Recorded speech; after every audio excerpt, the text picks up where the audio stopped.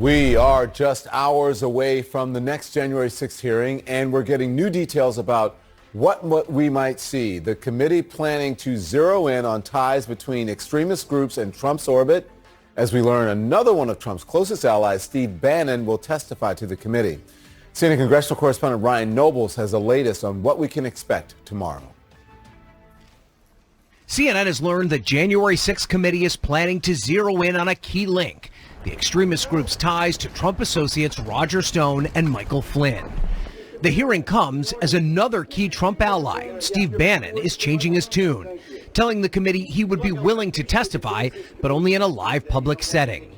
It's a move prosecutors believe is a stunt to try and wiggle out from his criminal contempt charges, but a federal judge on Monday declined his request to postpone his trial for next week. I expect that we will be hearing from him, and there are many questions that we have for him. The committee has already revealed a bevy of new information. Among the biggest headlines, that Trump and his allies were made fully aware that there was no evidence the election was stolen. I didn't think what was happening was necessarily honest or professional. Trump knew he lost the election, but kept telling his supporters he won, without evidence to back it up.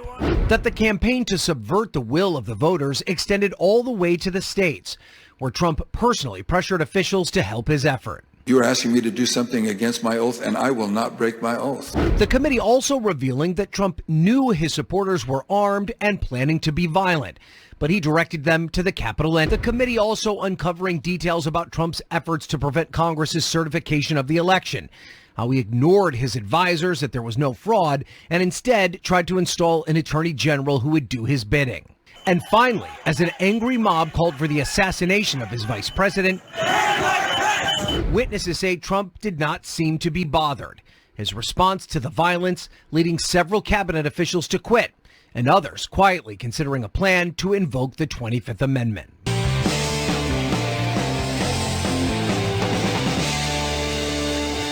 Good evening and welcome to Tucker Carlson Tonight. We told you about this on Friday night, and then over the weekend we put it into some context. So we will summarize the story for you once more. Last summer, a group of American intelligence analysts working for the U.S. government issued a report on the origins of COVID. They've been asked to, and they did.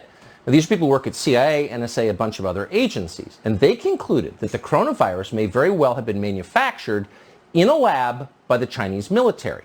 Turns out that's not a talk radio conspiracy theory. As a factual matter, it's a very real possibility. And if it's true, if that's what happened, and again, many highly informed people believe that's exactly what happened, that would mean the Chinese government is responsible for killing millions of people around the world. It would also raise questions, obvious questions about motive. Why would China unleash a deadly virus on the globe? To the American mind, that is an unimaginable thing to do, but the Chinese government thinks very differently from the way that we think. And here's why. America has been the dominant power in the world for more than 100 years, since the end of the First World War when Europe destroyed itself. Empires destroying themselves always paves way for new empires, something we should keep in mind at the moment. So would a government like that use COVID as a bioweapon? Well, why wouldn't it? The coronavirus reshuffled the global order. It crushed the American economy. It made China preeminent. If China takes over the world, and that appears to be coming, COVID will be one of the main reasons it was able to. So by definition, you would think we would want to know where COVID came from. That's a meaningful question. But Joe Biden doesn't want to know. He ignored the report he ordered. He ignored the findings of his own intelligence agencies. That's bizarre when you think about it. And if you think that's weird, how about this? This February, Biden canceled a counter-espionage program called the China Initiative. Now, the point of that program was stopping the rampant threat of our national security secrets by the government of China. But the White House decided, to very little fanfare, that somehow that program was racist, and therefore it had to end. That means the Chinese government can now spy and steal with impunity. Not since Franklin Roosevelt colluded with Joseph Stalin has an American president done anything like that. But Joe Biden didn't hesitate. And then he kept doing things like this. Now Biden says he plans to end tariffs against China, tariffs that Donald Trump put in place and that China has been complaining about ever since. And not only is Joe Biden ending tariffs against China, Joe Biden's Justice Department has just arrested the man responsible for those tariffs. His name is Peter Navarro. He was the most effective China hawk in the Trump administration. Last month, Peter Navarro was handcuffed at a Washington, D.C. airport and dragged to jail in leg irons. Why? Supposedly because of January 6th. But Peter Navarro had literally nothing to do with January 6th. He wasn't even there. But Joe Biden didn't stop there. Steve Bannon was the other notable voice in the Trump administration, warning about the growing power and malicious intent of the Chinese government. In November of last year, Steve Bannon was also arrested by the Biden Justice Department, also on absurd pretexts. So take a step back. What's the message here? Well, it's unmistakable. Don't criticize the Chinese government or we will throw you in jail. Now, if you happen to be watching all of this from Beijing, as Chinese leaders definitely have been, you would be applauding. Joe Biden just arrested your loudest critics. How gratifying is that? I want to bring in now CNN political analyst Jonathan Martin. He is the co-author of This Will Not Pass. Also, CNN senior legal analyst Ellie Honig. Good evening to both of you. Ellie and I were both wondering, Jonathan, you have any scoops for us, as you always do, before we get started with everything else? Look, I think the scoops that we're increasingly hearing about are coming from this committee about what could happen at the Capitol. There was concern about what the Trump supporters may do, Don, because a lot of members of Congress knew that the election was not stolen, knew that Trump supporters were being fed a bill of goods, and therefore knew that there were going to be angry people coming to the Capitol on January 6th. It's reporting that. Ellie, what could the legal significance be of them focusing in on that conversation and focusing in on the Overstock CEO, and what can he tell investigators? And on this December 18th meeting is going to be the starting point for what we hear tomorrow. This is when it was over. The election was over. Donald Trump had lost. And there's this desperate meeting at the White House where he's getting ridiculous, dangerous advice from Sidney Powell and Michael Flynn and others. And the counterweight here was Pat Cipollone and Eric Hirschman, who were saying, this is crazy. You can't seize voting machines. You can't declare martial law. You can't make Sidney Powell, of all people, the special counsel. That's the starting point. And what's most memorable about that meeting is that just a couple hours after it ended at 1:42 a.m. on December 19th, Donald Trump sends the tweet, January 6th, be there, will be wild. But just think about what you just said, right? This is not normal. No. But there are people who take these people seriously. You take Michael Flynn, you take Sidney Powell, you take Rudy Giuliani. This isn't normal, Ellie. This is bad. This is what's so alarming about it. I mean, we had people in the White House, in the Oval Office, in the residence, according to the reporting, trying to get the president to do things that would have been historically dangerous, historically abusive of power, historically irresponsible, and only because of a few level heads like Cipollone and Eric Hirschman and perhaps others, was Donald Trump drawn back from the brink of that. How do you take a party seriously who just basically sit by and condone that stuff, or don't speak out about it, or don't actively work to change that? I'm not saying they're heroes by any means, but they did keep him from going off the edge. When American forces left Afghanistan, Joe Biden turned over Afghanistan's entire mineral wealth, which is vast, to the Chinese government. That would include gold and coal and oil and gas, lithium, rare earth minerals, resources the United States needs to make smartphones, automobiles, power our energy grid. But Joe Biden handed all of that to the government of China. And then he kept going. Biden also dropped the Trump administration's efforts to ban Chinese surveillance programs that pose as social media apps. That means WeChat and TikTok.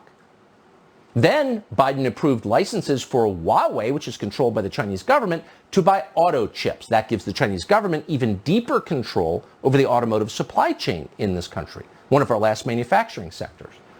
And then, as a humiliating flourish, a deep and groveling kowtow, Joe Biden signed a so-called climate pledge with China. China will ignore this pledge. Obviously, they already are ignoring it.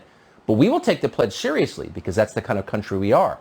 And that pledge will further cripple our domestic energy production because that's what it was designed to do. So former Trump strategist Steve Bannon now says that he is willing to testify publicly before the January 6th Select Committee, but he has been refusing to appear for months, even after a subpoena, which is likely why the Justice Department is calling this change of heart a stunt to try to avoid criminal contempt charges. Let's discuss now. CNN senior justice correspondent Evan Perez is here and legal analyst Elliot Williams. Good evening, gents. Good to see you. Evan, what's going on here? Is Steve Bannon trying to turn these hearings into a circus? You think? I mean, Steve Bannon, when he was first charged on, showed up to court with a live streamer, a person who was streaming his arrest. Yeah, it's just 2 counts, but I mean, what kind of, do they have any teeth? I mean, are these congressional, what is it, contempt of Congress, Elliot? Contempt of Congress, Well, it's a crime, and he has been charged with a crime, Don. And but will they put him in jail? Well, if he's convicted of it, now look, it's a misdemeanor. It's not, he's not going to get a life sentence for doing this. Right. But it's a crime. And to be clear, and this is picking up on Evan's point, the crime was committed when he, number one, violated the subpoena by not showing up to testify after protracted, extended negotiations with the committee, or at least extended outreach from the committee. And number two, didn't turn the documents over. Saying now I'm going to show up and testify doesn't negate or erase what he did in the past. Don, that's like me taking $50 out of your pocket, getting charged with theft, and then the day later saying, no, here's your money back, don't prosecute me for it. That's just not how it works. So regardless of the seriousness of it, it's a subpoena, it got violated, so it's a crime. So, okay, fine. So maybe not jail, then what happens? What will they do with him then? Well, in any crime, him? Well, in any crime, there's any number of things. Number one, you can find somebody, you can put them on probation, or you can put them in jail if they're convicted. Now, look, the way federal sentencing isn't that a works, badge of honor to him, though? I mean, well, that's not. But that's not for me to decide. Look, the way federal sentencing works, though, Don, is that once you're convicted, you go to the federal sentencing guidelines, which lay out based on how serious your offense was, how much they want to use you as deterrence for other future people, how much money was, all kinds of things go into federal sentencing guidelines, and then they decide how much time to give you. So Bannon, Elliot, made this very specific prediction on his podcast the day before the January 6th insurrection. Take a listen. All hell is going to break loose tomorrow. Just understand this. All hell is going to break loose tomorrow. Okay, so listen, this is an if. Legally, what would it mean for Bannon if he knew violence was planned for January 6th? So it's a couple different things. So the contempt proceeding is just with respect to not showing up in documents. This, if he knew about violence, this December 18th you're hearing about, and you were talking about it in the last segment, where there were a number of people meeting in Trump's immediate orbit. There's this question of the extent to which the president knew there would be violence the next day. And close advisors like Steve Bannon might have been aware of it and might have passed that information on. The committee, the January 6th committee, has sort of teased that they're going to draw some of that link tomorrow. So maybe that's what may come out. But, one would have to know that there was going to be violence and participated in encouraging it to be charged with the crime. Evan, I'm just listening to you two. I've been gone for a week, and look. This is crazy. Like to come back. Town. It is crazy. Don, it's, we get so caught up, and I'll be guilty of this as a former prosecutor, former deputy assistant attorney general, right? We get caught up in deciding what's a crime and what's not, what you can go to jail for and what not. And we ought to step back and realize what an S show wrapped in I don't even want to say the word, but what a mess this last couple of years has been, and how not crazy. Normal this conduct is. It's just crazy. I'm so glad this is not. And how close we came to disaster. How close we came to disaster, like cataclysm in the United States. And I don't, me, Don. I'm not one to go with the conspiracy theories or any sort of sky is falling, but how close the country averted disaster on January 6th and in the months leading up to it. And I think, in the rush to sort of pick apart the seditious conspiracy statute and who can be charged with misdemeanors or felonies, let's not forget what happened and how historically problematic all of this was. Abnormal. I laughed when we all showed up on the screen together because I was like, it could be related, like cousins or. It's like looking in a mirror. We gotta get Evan Perez some glasses. I know, I do need some glasses. Well, Evan has hair. Oh, I'm slowly behind. I'm shining a little, Mine's going to be gone. I'll give it 10 years. Thank you, guys. I appreciate it. Thanks, Don. See you later. Don. How did the Chinese government wind up with so much control over the United States president, over Joe Biden's behavior? We've been mulling that for more than a year. And that's why, since October of 2020, we have been on the Hunter Biden laptop story, because that seems like the key to this question. how the Chinese government got so much control over Joe Biden. Now, the tech companies have tried to censor that story at every turn. They're doing so again tonight, and it's not surprising why. They're beholden to China as well. But we've continued to pull those threads. So is the Daily Mail. In April, the Daily Mail reported that a whistleblower was in possession of 450 gigabytes of deleted material from Hunter Biden's laptop. The whistleblower's name is Jack Maxey. He'd gone to Switzerland fearing retaliation. We wanted to know more, so in April we flew to Zurich to meet Jack Maxey. Here's part of what he told us. So you've taken a look at the laptop, and you now believe that there are deleted files on that laptop that nobody else has seen, but that you have found and seen. Describe how you found these files. Well, my first purpose of this trip was to get the 128,000 emails, of which 120,000 were in archives on the original visible portion of it, and to catalog all of the text messages, most of which are also in archives. And we did that relatively quickly. I was just going to make copies for the Senate, the House, and all the state AGs, and see if maybe local sheriffs could start enforcing the laws that the feds wouldn't. And about day 5 of this process, one of my guys said, "Hey, Jack, I feel like there's more on here. Do you mind if I try some little tricks?" And I said, "Sure, go ahead." And within 15 minutes, he's like, "Oh my God, we just got 10 gigabytes of this, 5 gigabytes of this, that, and the other thing."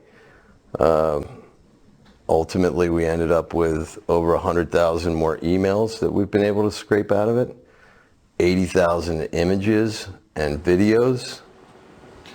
So you can say what you want about Jack Maxey, and you can dismiss him by calling him names, but the story he was telling was really interesting, tantalizing, in fact, given what we already knew was on the laptop. But for some reason, no one in law enforcement appeared to be listening or even care. But the Daily Mail kept going on this. Recently, they said they gained access to a backup of Hunter Biden's iPhone from the laptop. And it's a good thing they did. It turned out to be a trove of fascinating information. It included a voicemail from Joe Biden to his son talking about a story in the New York Times about Hunter Biden's business dealings in China. Here's part of it. Hey, pal, it's Dad. It's 8:15 on Wednesday night. If you get a chance, give me a call. Nothing urgent. Just want to talk to you. I thought the article, at least the thing online, it's going to be printed tomorrow in the Times, was good.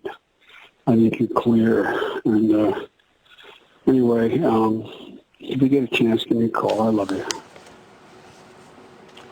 So the context for that is complicated. Here's what's not complicated. Joe Biden has said on the record repeatedly that he had no knowledge of his son's business dealings with China. That proves Joe Biden was lying. And we have a lot more on this coming up. But just know that voicemail, which apparently is real, proves that Joe Biden knew about his son's business dealings with China. That ought to be enough to spur a wave of media inquiries to the White House. Why did you lie to us? You haven't seen that. Now, the Times piece you just heard Joe Biden reference was published on December 12, 2018. The story reported on Hunter's dealings with a man called Yi Zhiming. He led the CEFC, China Energy Company, until 2018. At that point, he was arrested on charges of corruption and economic crimes by the Chinese government, which is never a good thing. He hasn't been seen since. The government of China has seized most of CEFC's assets. One of his top deputies, called Patrick Ho, was also convicted in New York of bribing African officials to help Iran avoid oil sanctions. What a group. These are Hunter Biden's business friends.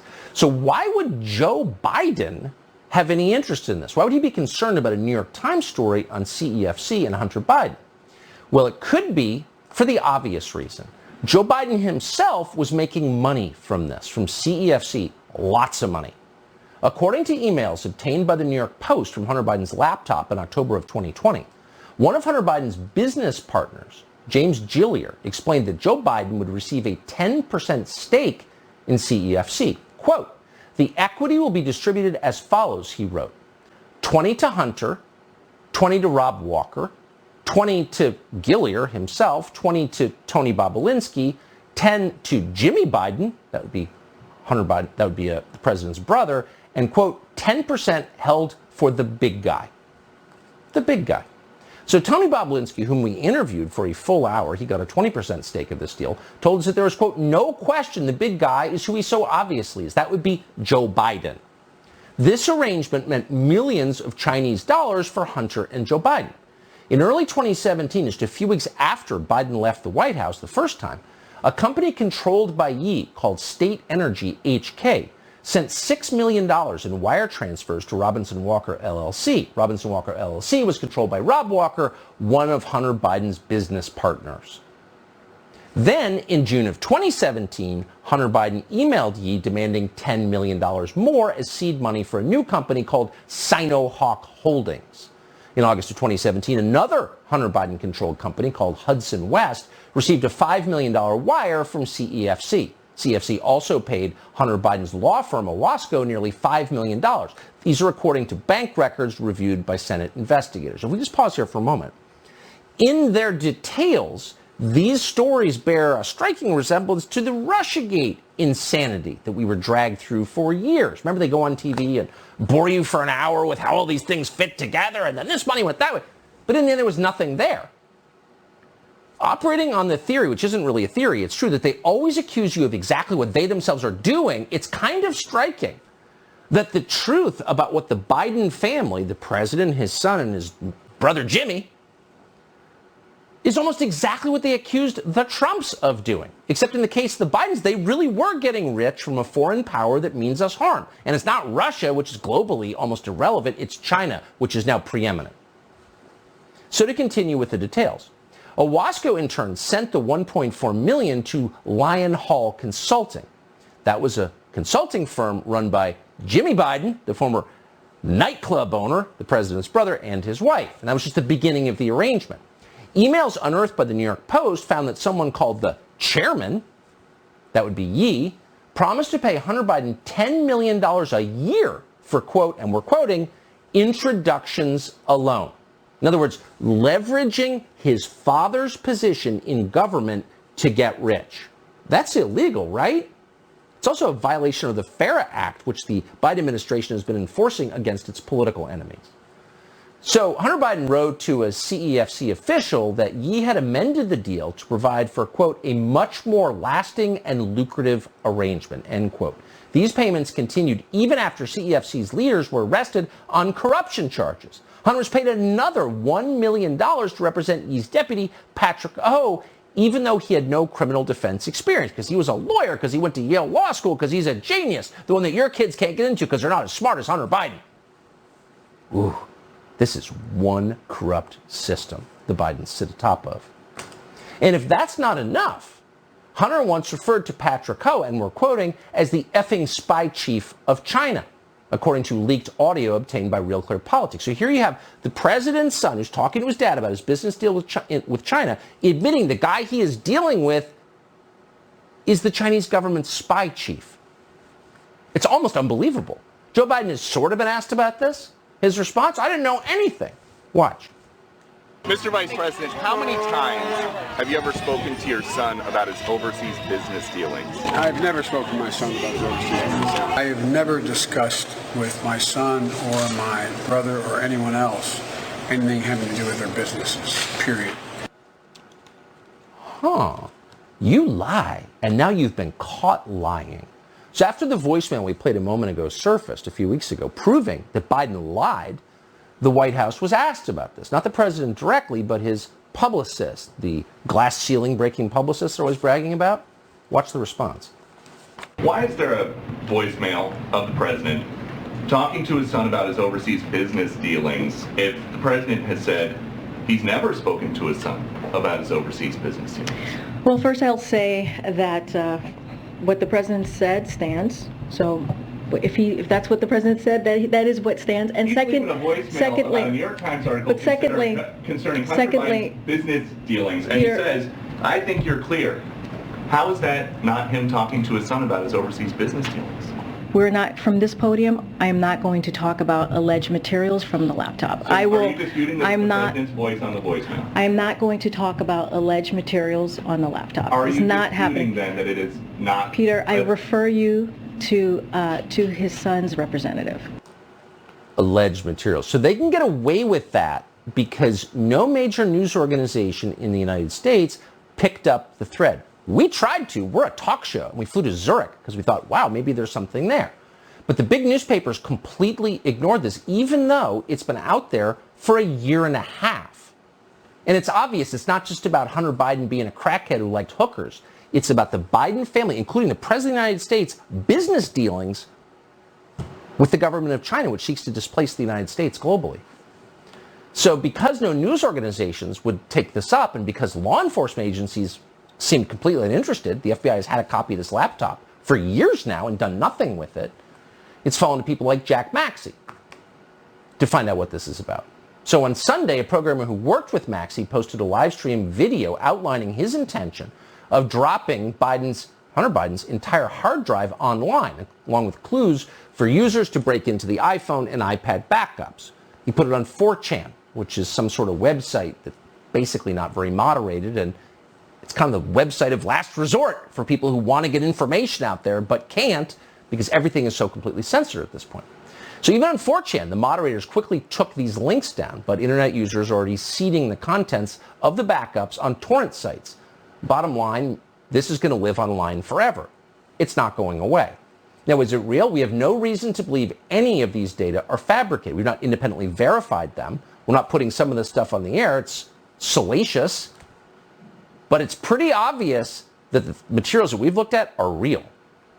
At the same time, it's becoming clear that Maxey and his former coders are the only two people making any progress in investigating Hunter Biden's criminal activity. Again, the FBI has done nothing since obtaining the hard drive years ago. Meanwhile, it's raiding people's houses because they, supported Trump in the last election? And the tech companies, as always, are on board, on China's side, once again censoring any discussion of Hunter Biden's activities, criminal activities, some of which are on video. And if you don't believe it, try it yourself. Type in Hunter Biden weighing crack on a scale, which is out there. Type that into Google and see what happens.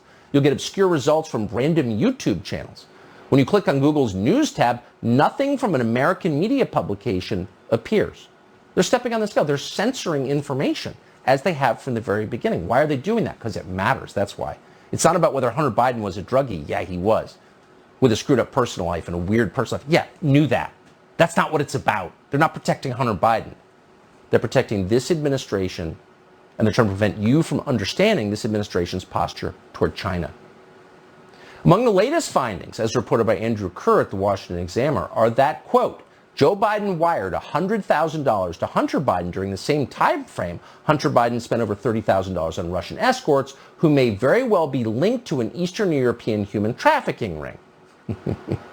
There's a lot like that. But again, the real story is not that Hunter Biden is a crackhead who liked prostitutes and underage girls, although that appears to be very true, and law enforcement should look into it. But for the rest of us, that's not the real story. The real story is that the Biden family was getting rich from business with our enemies. They were selling access to the U.S. government to China. And that is a crime. It's certainly a moral crime. As recently as 2020, Joe Biden denied that he or his family had made any money from China. Watch this. Vice President Biden, there have been questions about the work your son has done in China and for a Ukrainian energy company when you were vice president. In retrospect, was anything about those relationships inappropriate or unethical? Nothing was unethical. My son has not made money in terms of this thing about, what are you talking about, China. I have not had it. The only guy made money from China is this guy. He's the only one. Nobody else has made money from China. So you spend so much time noting Joe Biden's creeping senility that you can overlook the fact that in his lucid moments, he's a liar, just flat out liar. That's a lie. In fact, it's a lie so obvious, even the Washington Post, which has carried water for Biden since the very beginning, had to correct it. According to the Washington Post, quote, over the course of 14 months, the Chinese energy conglomerate, that would be CEFC, and its executives paid $4.8 million to entities controlled by Hunter Biden and his uncle. That would be Jimmy Biden, the former nightclub owner. Are these guys experts on energy? What are they experts on? Nothing. Leveraging the U.S. government for personal profit. That's it.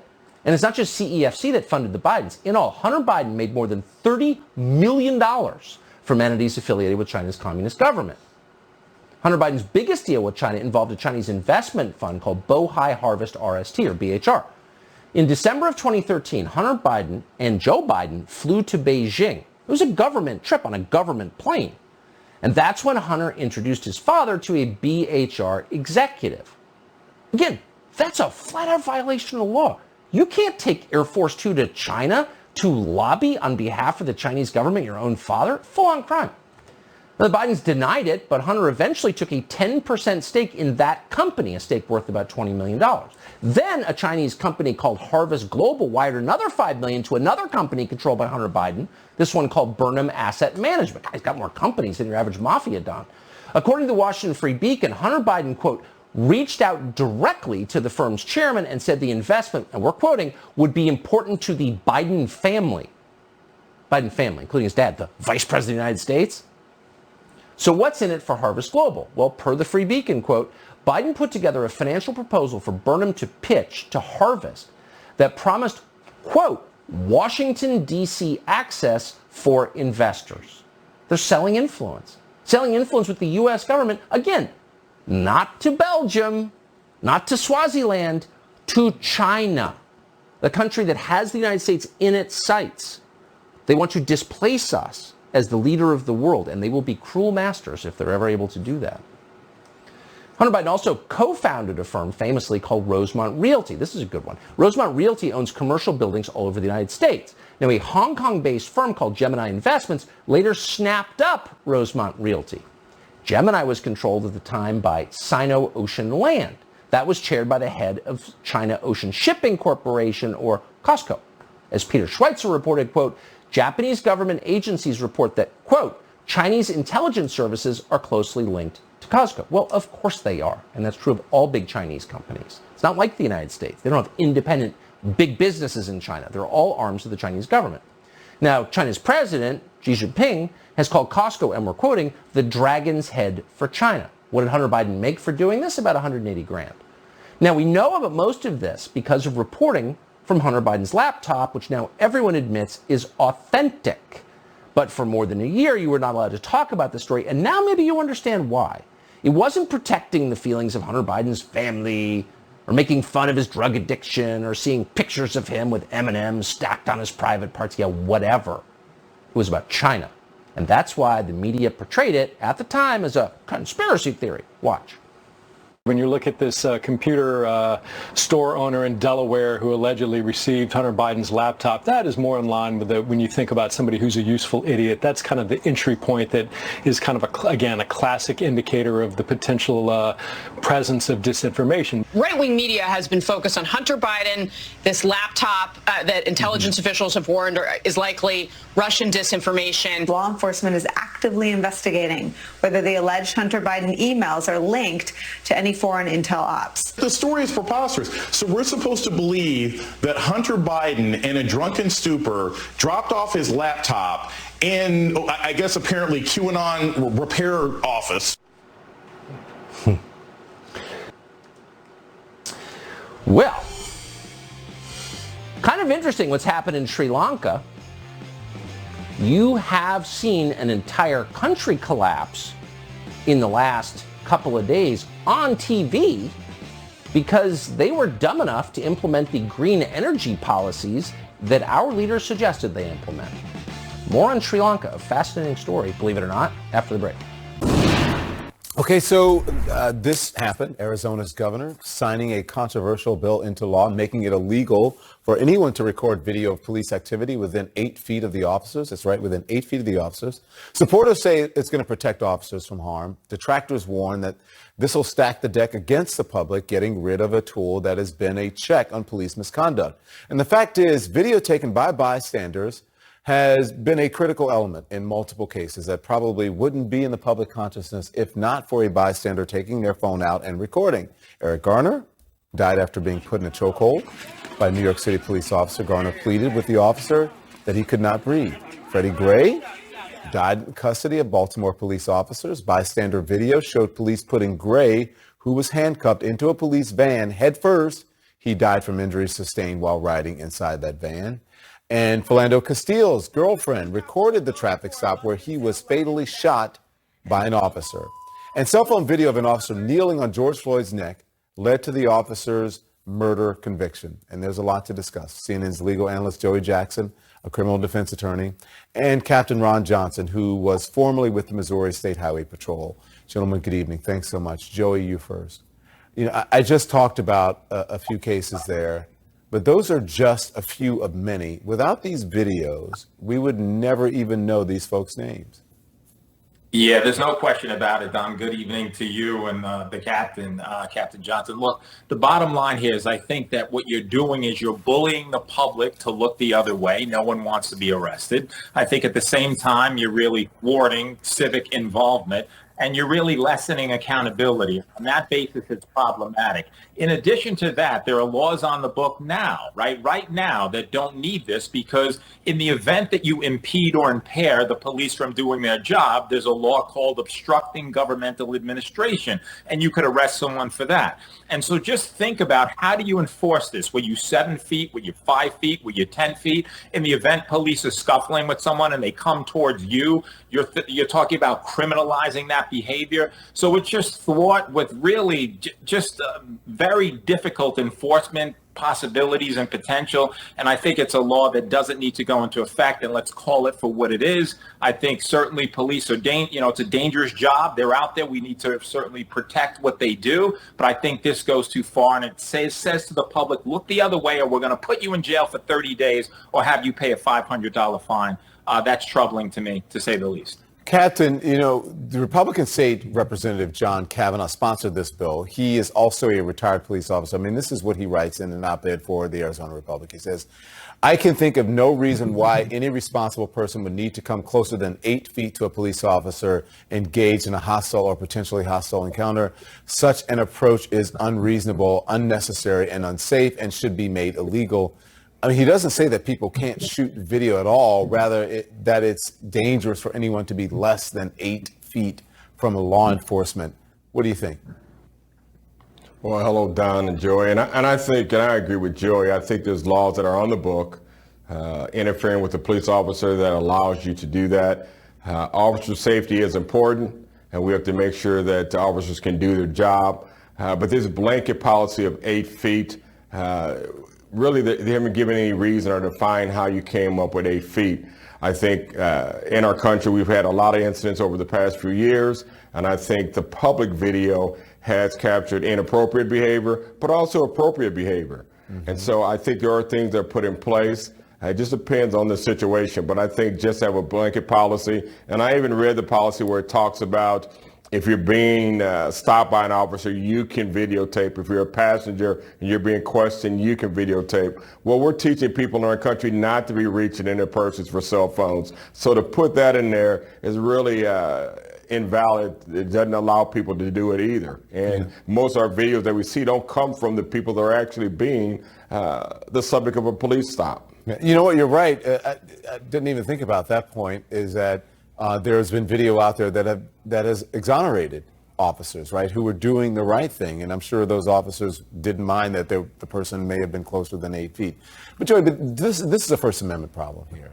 Do folks have the right to record police in public places? Bottom line. The bottom line is you certainly do, right? I mean,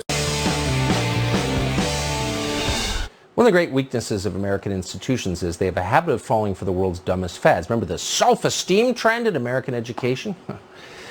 Wall Street is even susceptible to this. ESG is the latest fad on Wall Street. Now, ESG has no real definition, but in effect, it requires companies and countries to shut down their most productive sectors in the name of climate change and equity.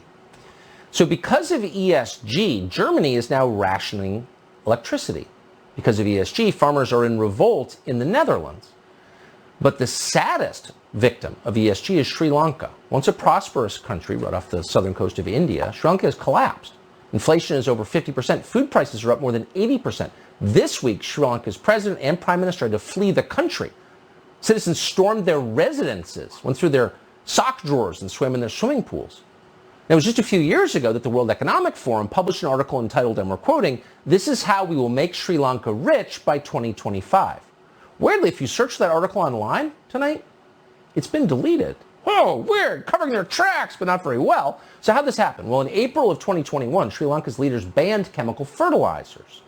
Now, 90% of the country's farms used chemical fertilizers. So what happened next? A third of Sri Lanka's farms shut down completely. Now, what happens when farms shut down? Quiz. Well, people starve. This is what the largest city in Sri Lanka, Colombo, looked like this week.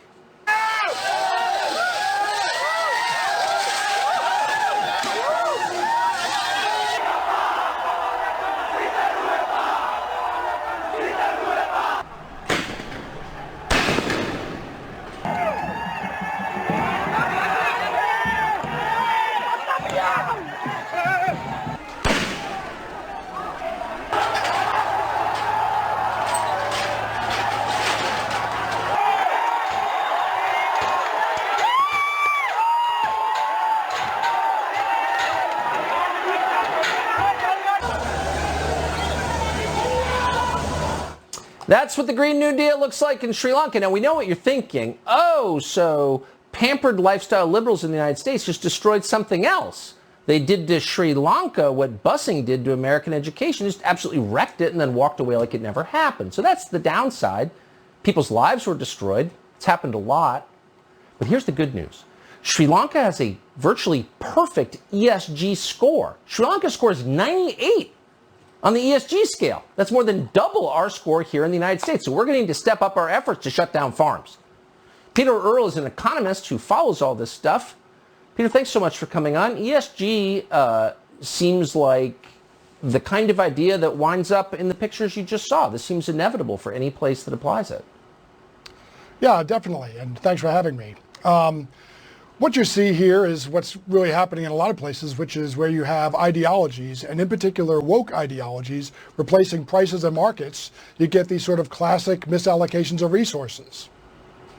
So it's what's so interesting is that these ideas come from woke Western liberals who are so painfully sensitive on questions of race. They did this to an entirely non-white country, completely destroyed the country.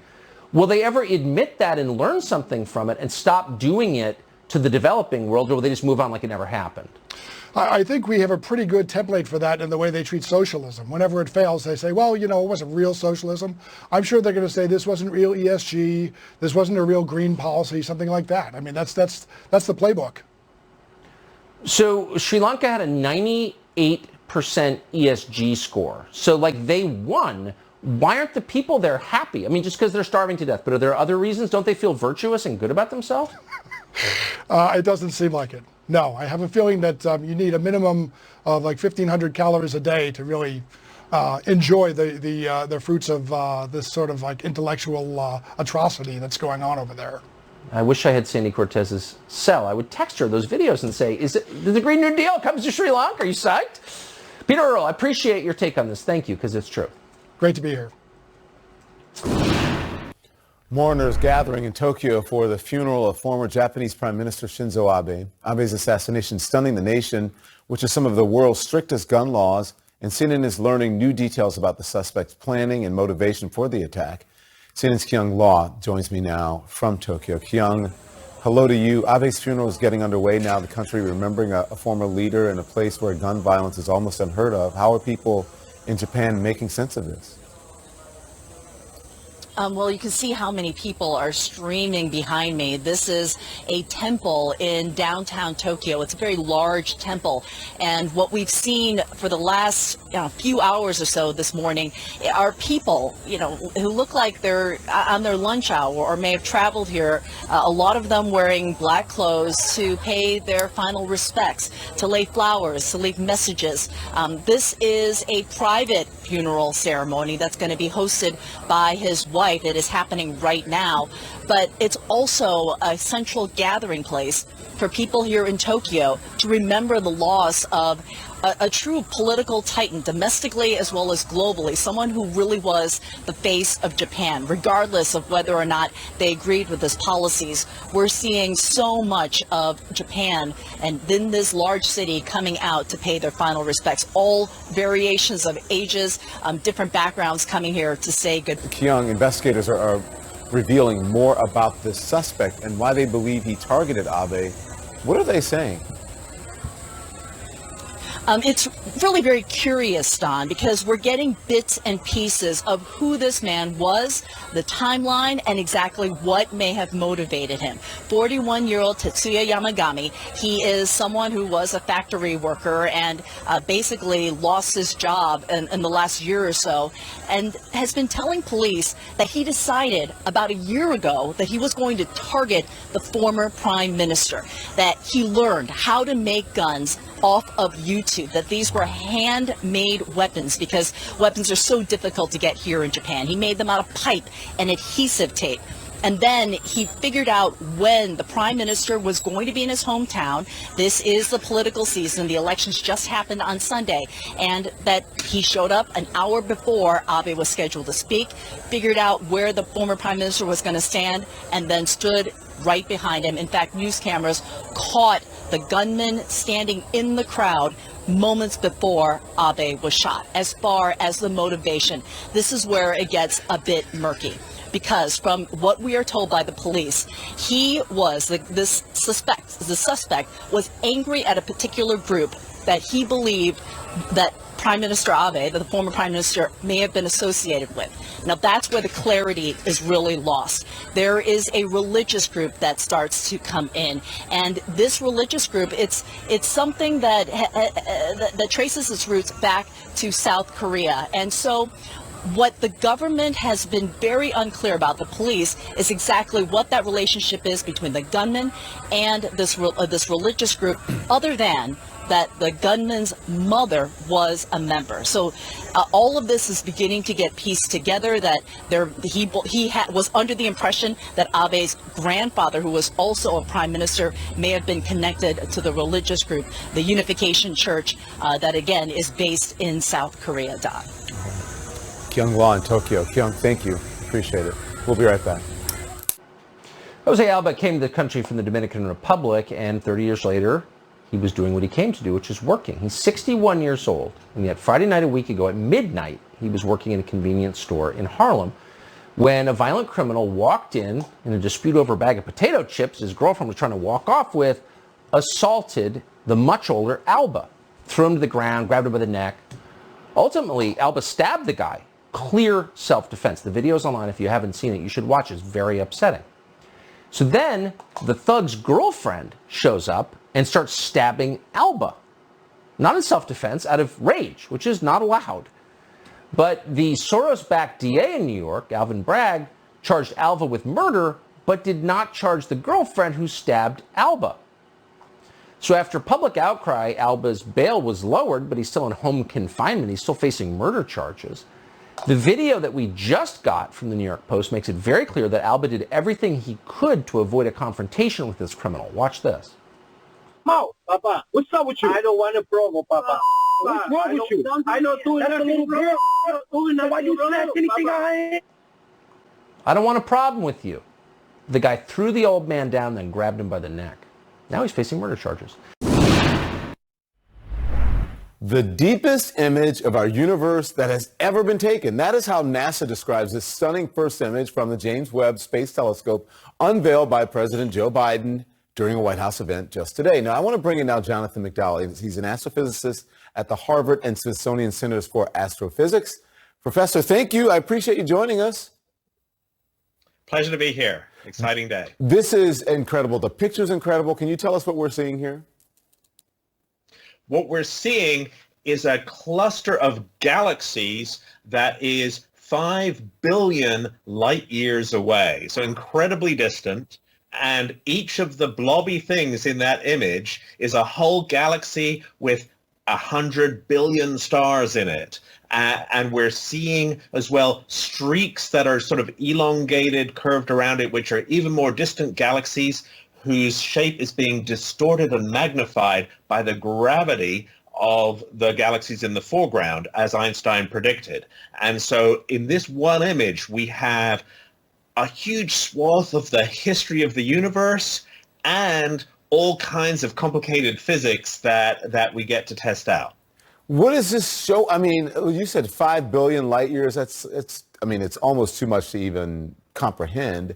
But what does this show us? What does this do for us and for science, really, and astronomy? Tell us about what we're seeing.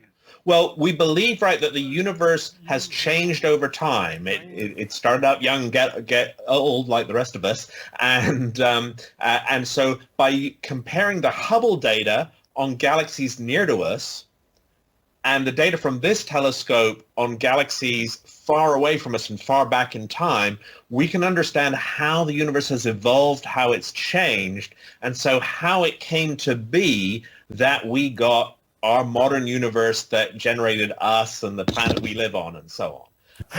I keep staring at the monitor, looking at the images. I'm listening to you, but I'm just staring at the images. They're really just incredible. Thank you, Professor. I appreciate you joining us. Can't wait to see what happens tomorrow and then beyond. And if we get some new stuff, we'll have you back. Thank you. Thank you. The sad humiliation of the state of California continues tonight. It's accelerating. Jason Rantz is a radio host in Seattle. He's got that story for us this evening. Hey, Jason. Hey, Tucker. Truly alarming video was posted to Twitter depicting San Francisco students getting off a bus at what appears to be the end of a school day, walking through a maze of drugged-up, filthy homeless people who took over a sidewalk, reportedly on a public transit line in the Tenderloin district. Take a look at this video. Hey, bye, kids. Y'all get home safe, okay?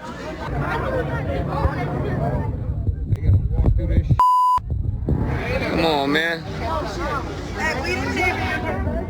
These little kids got to walk through this crazy.